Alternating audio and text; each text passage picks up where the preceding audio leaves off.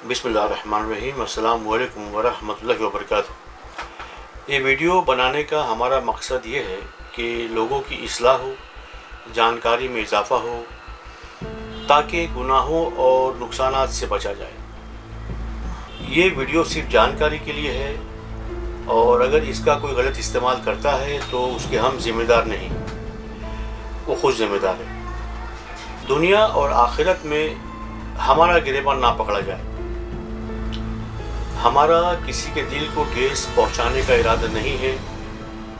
इस वीडियो बनाने के दौरान कहने में या सुनने में अगर कोई गलती हो जाए तो उसके लिए मैं माज़रत चाहता हूँ। काला जादू और सिफरी इल्म, हर किस्म के अमल में मखलूक़ात शामिल होती है। इंसान इन 5 चीज़ों से बना है: मिट्टी, पानी, हवा, रूह और हमज़ाद। काला जादू, दरअसल इसका असल जो नाम है वो है कबाला जादू, जो काला पड़ गया। कुरान मजीद में जिस जादू का जिक्र है, जो 2 फरिश्ते आसमान से हारूत और मारूत ज़मीन पर जादू लेकर आए थे, उन्होंने एक औरत को सिखाया। इसका जिक्र कुरान मजीद में मौजूद है। इराक में एक शहर है जिसका नाम है बाबुल। वहाँ से करीब एक कुआं है। उस कुएं में जो 2 फरिश्ते आए थे, हारूत और मारूत, ये उस कुएं के अंदर उल्टे लटके हुए हैं। कहा जाता है कि सारी दुनिया का धुआं उस कुएं में जाता है। ये जो जादू लेकर आए थे उसका नाम था कबाला, लेकिन नाम बिगड़ते बिगड़ते काला हो गया।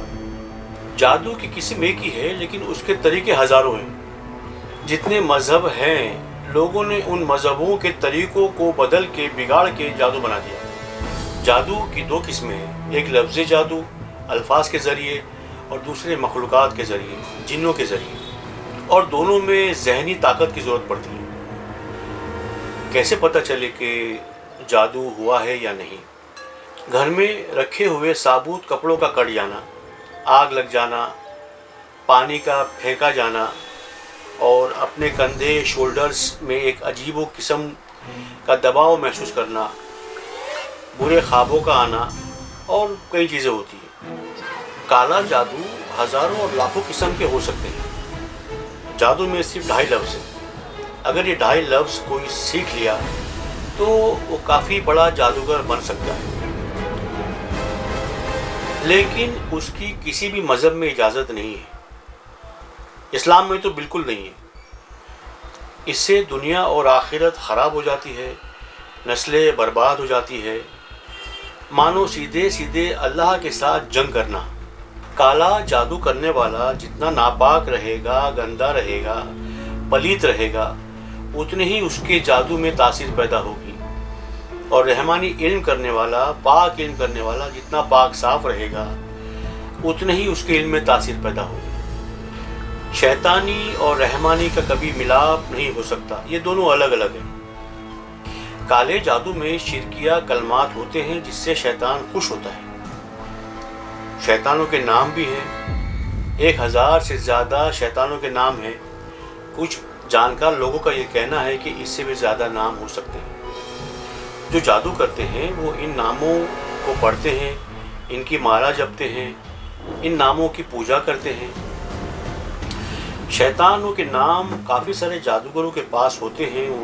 ये उन नामों को याद कर लेते हैं और फिर उन नामों का इस्तेमाल करके बुरे काम करते हैं। हाँ, मगर किसी का भला नहीं कर सकते। जो जादूगर इन नामों के ज़रिए जादू करते हैं लोगों पे बिला वजह, उनकी मौत भी बड़ी दर्दनाक होती है। अंजाम बहुत बुरा होता है। दूसरों पर जादू करने की वजह से इन जादूगरों की ज़िंदगी और मरने से पहले इनके जिस्म बेकार हो जाते हैं और इनके आधे जिस्म को मरने से पहले इनके आधे जिस्म को चूटियाँ और चूहे खाना शुरू कर देते हैं। और कमाल की बात यह है कि शैतान ही इनको मारता है ताकि इनकी हराम मौत के बाद में इनकी गंदी रूह को वो अपने गिरोह में शामिल कर ले। तो शैतान खुद ही इनका कत्ल कर देता है। ये काला जादू कहलाता है। जादू गंदगी पे, गंदे जानवरों के खून पे, گندے انسانی خون پہ اور حرام چیزوں پہ ہوتا ہے۔ جادوگر کی زندگی میں اور ان کے مرنے کے بعد میں ان پہ شدید عذاب نازل ہوتا ہے، اور کبھی کبھی اللہ تعالیٰ جہنم سے بھی عذاب کو ان کے اوپر مسلط فرما دیتا ہے تاکہ شدید عذاب میں یہ مبتلا رہے۔ میاں بیوی میں زیادہ محبت یہ بھی جادو ہے، میاں بیوی میں کم محبت یہ بھی جادو ہے۔ ایک بڑی حیرت انگیز بات میں بتانے لگا ہوں کہ جادو کی بنیاد یہ ہے کہ سامنے والے پر اتنا ٹینشن ڈالا جائے کہ وہ اس ٹینشن میں خود کا یا کسی دوسرے کا نقصان کر دے۔ خود کا اگر وہ نقصان کرتا ہے تو بھی پریشانی میں آئے گا، مصیبت میں آئے گا، اور کسی دوسرے کا وہ نقصان کرتا ہے تو بھی مصیبت میں پریشانی میں آئے گا۔ ہم نے اکثر یہ دیکھا ہے کہ اچھے بڑے لوگ اچانک سوسائڈ کر لیتے ہیں بلا کسی وجہ کے۔ وہ بالکل صحیح ہوتے ہیں ذہنی طور پہ، لیکن اچانک سے وہ موت کو گلے لگا لیتے ہیں، اچانک سے گھر چھوڑ کر چلے جاتے ہیں، اچانک سے اپنا پورا کا پورا کاروبار بزنس کو بند کر دیتے ہیں، اچانک سے وہ ذہنی طور پہ پریشان ہو جاتے ہیں، پاگل ہو جاتے ہیں۔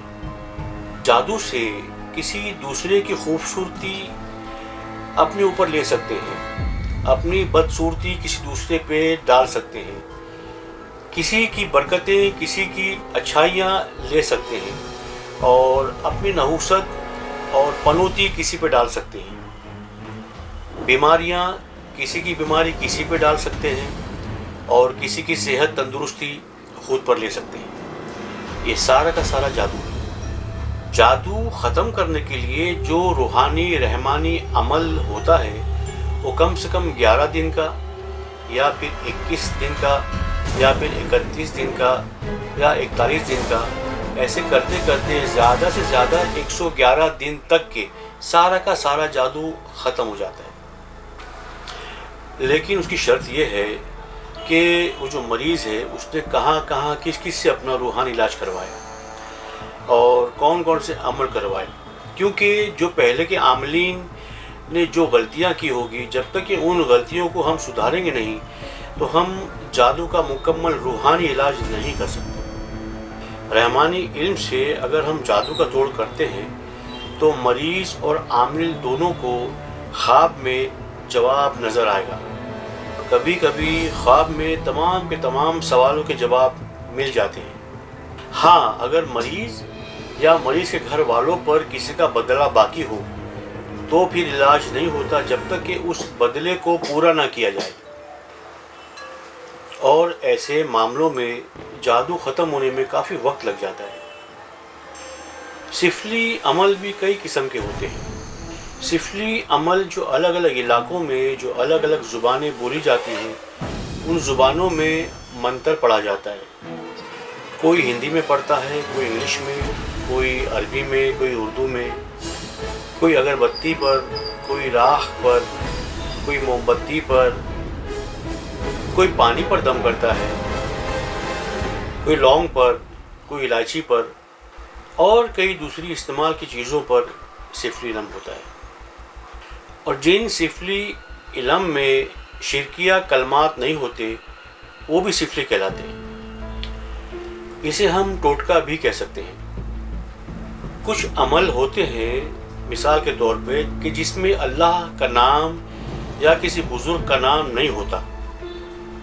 مثال کے طور پہ طبیعت ٹھیک کرنے کے لیے کچھ عاملین یہ پڑھتے ہیں: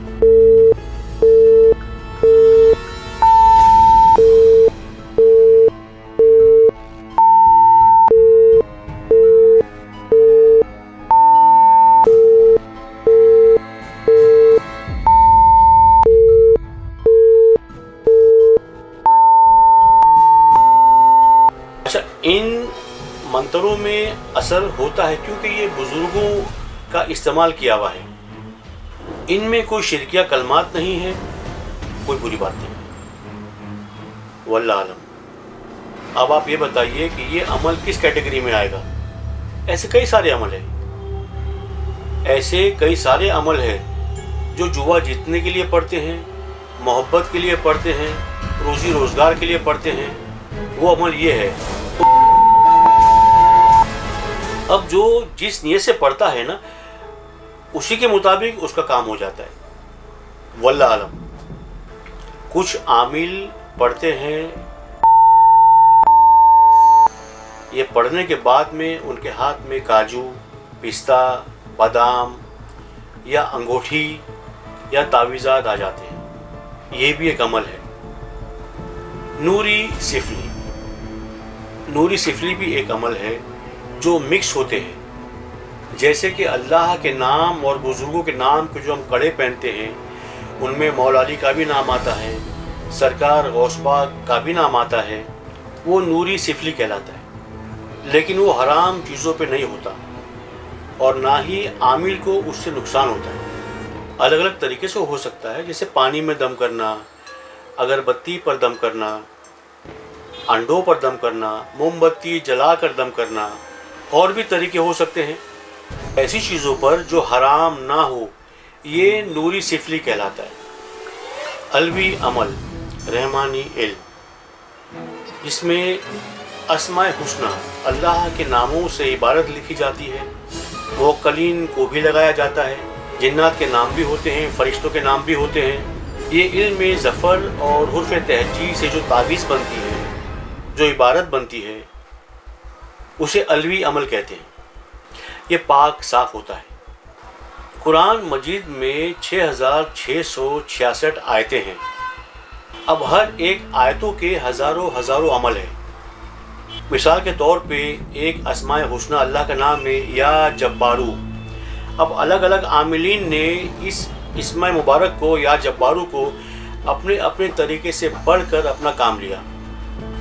ہاں، اس عمل سے بچنا چاہیے جس میں شرکیہ کلمات شامل ہوں۔ کچھ عمل ہمیں بزرگوں سے نہیں ملے، نہ ہم نے کبھی اسے سنا، ان عمل یا کلمات سے بچنا چاہیے، کیونکہ ہمیں نہیں پتہ ہوتا ہے کہ یہ عمل یا کلمات جادو تو نہیں ہے۔ عبرانی زبان میں ہزاروں نام ہیں اور سریانی زبان میں ہزاروں عمل ہے۔ اب ایک نام ہے، اب یہ کس زبان کا ہے کسی کو پتہ نہیں، کوئی نہیں جانتا۔ اب اس نام کا پڑھنے والا کبھی نہائے گا نہیں، کبھی وضو نہیں کرے گا، ناپاک رہے گا، اور اگر غلطی سے نہا لیا تو پاگل ہو جائے گا۔ اسی لیے عمل میں احتیاط بہت ضروری ہوتی ہے، کیونکہ کہا گیا ہے ثم رفیق لا طریق، یہ حدیث ہے۔ اس کا مطلب ہے کہ جو طریقہ اختیار کرو اس کے جاننے والوں کے ساتھ کرو، کیونکہ اگر استاد نہیں ہوگا، رہنما نہیں ہوگا تو نقصان ہوگا، اور ایسے عمل میں قدم رکھنا خطرناک ہوتا ہے۔ بنا استاد کے عمل کرنے سے بڑے نقصان ہوتے ہیں۔ عمل کے دوران غلطی کی وجہ سے بڑی بری موت بھی ہو سکتی ہے۔ انسان مرتا بھی نہیں ہے اور اس کا جسم بیکار ہو جاتا ہے، اور جیسے کہ میں نے پہلے بھی آپ کو یہ بتا چکا ہوں کہ آدھا جسم چوٹیاں اور کیڑے کھا جاتے ہیں، انہیں پتہ ہی نہیں چلتا، ہلنے ڈلنے کے لائق نہیں رہتے، کیونکہ اپنے عمل سے دوسرے لوگوں کو یہ شدید تکلیف پہنچاتے رہتے ہیں۔ مثال کے طور پہ کوئی بہت بڑا جادوگر بن جاتا ہے، مگر کب تک؟ موت تو آنی ہے۔ دنیا میں ہے کوئی ایسا عمل کہ جو موت کو روک سکے؟ چلو مانا طاقت حاصل کر لے، مگر کتنے دن استعمال کر سکتے ہو؟ خاتمہ تو ہونا ہے۔ اللہ کے فرما بردار ہوں گے تو بھی فنا ہونا ہے، اور اللہ کے نافرمان ہوں گے تو بھی فنا ہونا ہے۔ فرما بردار رہے تو مرنے کے بعد میں راحت ملے گی، اور اگر نافرمان رہے تو مرنے کے بعد عذاب بھگتنا پڑے گا۔ روحانیت کی دنیا بڑی عجیب و غریب ہے، اس میں قدم رکھو تو اطاعت کے ساتھ رکھو، نہیں تو بڑے نقصان بھگتنے پڑ سکتے ہیں۔ حضرت جلال الدین سیوطی نے حضور صلی اللہ علیہ وآلہ وسلم سے پوچھا خواب میں کہ حکمہ کے بارے میں آپ کا کیا خیال ہے؟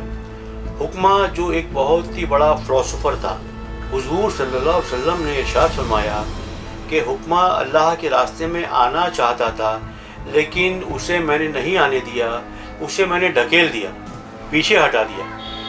پھر پوچھا کہ بایزید بسطامی کے بارے میں کیا خیال ہے آپ کا؟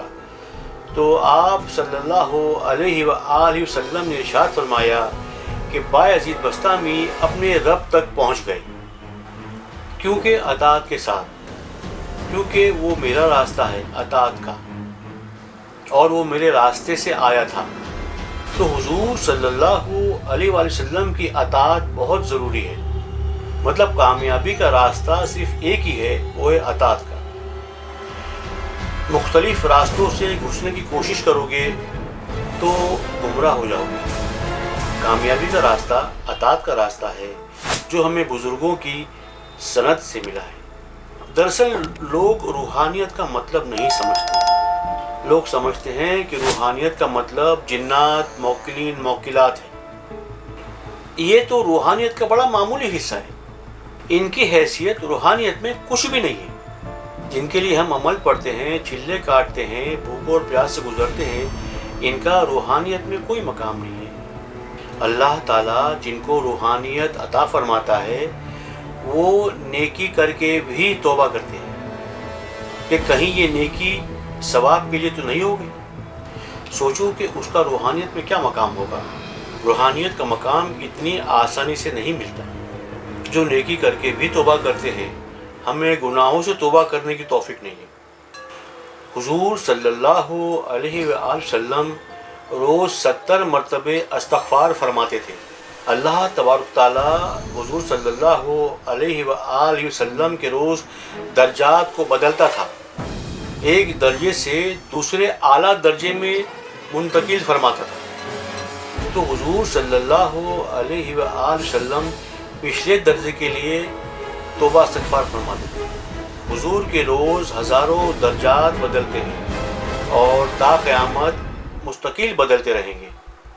آپ سوچو کہ پھر روحانیت کا کیا مقام ہوگا آپ صلی اللہ علیہ وآلہ وسلم کا۔ یہ اس آیت کی تفسیر ہے، وَرَفَعْنَا لَكَ ذِكْرَكَ، کہ حضور کے درجے کسی جن، ملائکہ یا بشر کے سمجھ میں نہیں آ سکتے۔ بس اللہ ہی جانتا ہے کہ حضور کے درجے یا درجات کیا ہیں۔ جو اولیاء اللہ کا قلب حضور صلی اللہ علیہ وآلہ وسلم کے زیر قدم آ جاتا ہے، ان کو روحانیت کا مقام عطا ہوتا ہے۔ ان کی یہ کیفیت ہوتی ہے کہ نیکی کرنے کے بعد بھی توبہ کرتے ہیں کہ کہیں یہ نیکی ثواب کے لیے تو نہیں ہو گئی۔ یہ ہے اصل روحانیت کہ ہر وقت وہ تجلیات میں رہتے ہیں۔ اللہ جب اپنے بندے پر تجلی فرماتا ہے تو اس پر ذکر کی تجلی ہوتی ہے۔ 70,000 پردے ظلمات کے اور 70,000 پردے نور کے، یہ تمام کے تمام تجلی ہیں۔ جب ذاکر اپنے ذکر سے اور اپنے مراقبے سے ان پردوں کو ہٹاتا ہے تو روحانیت تب شروع ہوتی ہے۔ بندہ شریعت کا پابند رہے، کوشش کرے کہ وضو میں رہے، سوئے وضو میں، اور اپنے قلب کو ذاکر بنائے۔ 24 گھنٹے میں اپنا قلب 1,00,000 مرتبہ دھڑکتا ہے۔ تو سوچو جو اپنے قلب کو ذاکر بنائے گا تو کتنا ذکر ہو جائے گا، تو خود بخود روحانیت پیدا ہو جائے گی۔ حرف تہجی کے 28 حرف ہے، اسی پر پورا قرآن مرتب ہے۔ ہر ایک حرف پر ایک موکل، ایک آوان، ایک جن اور ایک شیاطین ہوتے ہیں۔ یہ چاروں کے چاروں اپنے گروپ کے سردار ہوتے ہیں۔ یہ چاروں ایک حرف میں موجود ہوتے ہیں، اس کے تابع ہوتے ہیں۔ روحانیت اور عملیات کے مقام کا اندازہ کوئی نہیں لگا سکتا۔ مثال کے طور پہ ایک حرف ہے الف، اس کے 111 اعداد ہیں۔ تو الف کا جو موکل ہے وہ 111 موکلوں کا حاکم ہے، اور ہر موکلین کے تحت 111 موکل ہیں۔ اسی طرح جنات، اسی طرح آوان اور اسی طرح شیاطین ہر حروف کے تابع ہوتے ہیں۔ آوان کا مطلب سرخ جنات۔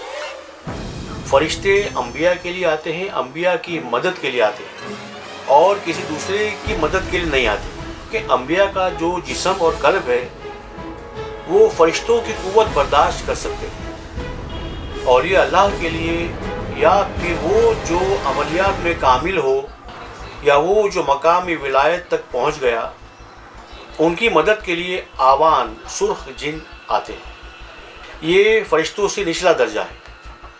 جو عامل ہوتے ہیں ان کی مدد کے لیے جنات ہوتے ہیں۔ وہ عامل جو قرآن اور سنت پر چلتے ہیں، شریعت کے پابند ہوتے ہیں، ان کی مدد بزرگ جنات کرتے ہیں۔ عامل جو فاسق ہوتا ہے، شریعت کا پابند نہیں ہوتا، کافر ہوتا ہے، ان کی مدد کے لیے شیاطین جنات ہوتے ہیں۔ اسی لیے کہتے ہیں کہ کالا علم جلدی اثر کرتا ہے، کیونکہ شیاطین ہر کام جلدی کرتے ہیں۔ عامل اور عالم میں کیا فرق ہے؟ عالم جو شریعت کا پابند ہوتا ہے، اور عامل جو شریعت کا پابند نہیں ہوتا، اسے عمل کرنے کے لیے شریعت سے باہر جا کے کبھی کبھی عمل کرنا پڑتا ہے۔ اور عالم شریعت کے باہر جا کر روحانی علاج نہیں کرتا، اگر کرے تو پھر وہ اس کی اپنی ذاتی مرضی ہے، جواب بھی اسی کو اللہ کو دینا ہے۔ ہماری زندگی کا جو معاملہ ہے، ہماری عمر ایج نہیں لکھی گئی ہے، ہماری سانسیں لکھی گئی ہیں، کہ ہم کتنی سانس لیں گے، اور جس دن ہماری سانسوں کو روک دیا جائے گا، ہمارا جسم ختم ہو جائے گا۔ جو لوگ عملیات کی دنیا میں قدم رکھتے ہیں، ان کی آزمائش شروع ہو جاتی ہے، وہ تنگ دستی کا شکار ہو جاتے ہیں۔ ہم جسے تنگ دستی سمجھتے ہیں، دراصل وہ تنگ دستی نہیں ہوتی، فقر ہوتا ہے، فاقہ نہیں۔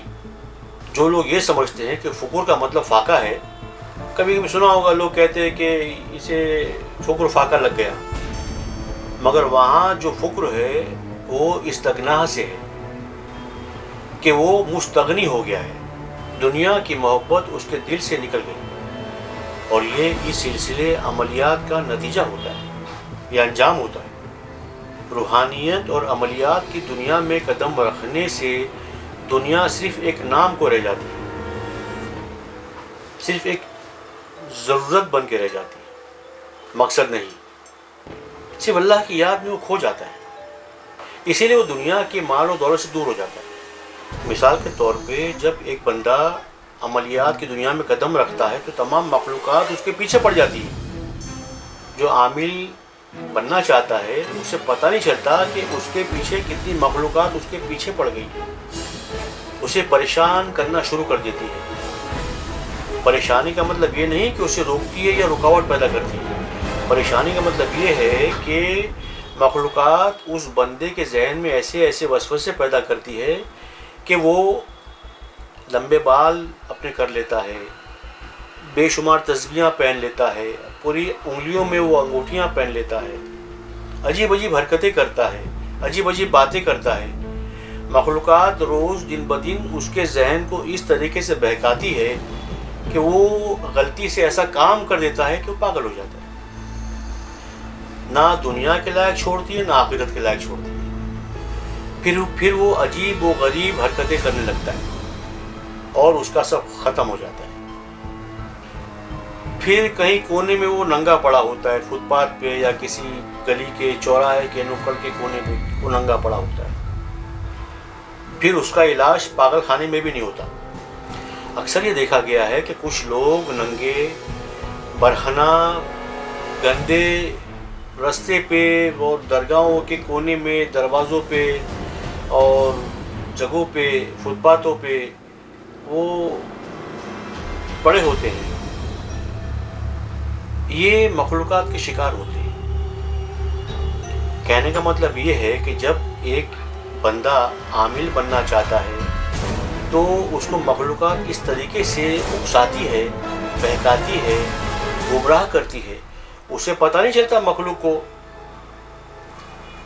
اس بندے کو پتہ نہیں چلتا کہ میں کیا کر رہا ہوں، اسے لگتا ہے کہ میں عامل بن رہا ہوں، میرے علم میں اضافہ ہو رہا ہے، میرے میں تبدیلی آ رہی ہے، میری زبان میں شفا آ رہی ہے، میں جو کہتا ہوں وہ ہو جاتا ہے، میں جو چاہتا ہوں وہ ہونے لگتا ہے، لیکن ایسا نہیں ہوتا۔ اس کو مخلوق اس کا کام کرتی ہے اور اس کو اس طریقے سے گمراہ کرتی ہے کہ اسے لگتا ہے کہ میں عامل بن رہا ہوں، اور آہستہ آہستہ اس سے ایسے کام کروا دیتی ہے کہ وہ مکمل پاگل ہو جاتا ہے۔ نہ خدائی ملا، نہ وسائل سلام، نہ ادھر کے رہے نہ ادھر کے۔ تو روحانیت کی دنیا بڑی عجیب و غریب ہے. جب تک کہ کوئی کامل استاد، کامل پیر کی سرپرستی نہ ہو، اس لائن میں نہیں آنا چاہیے.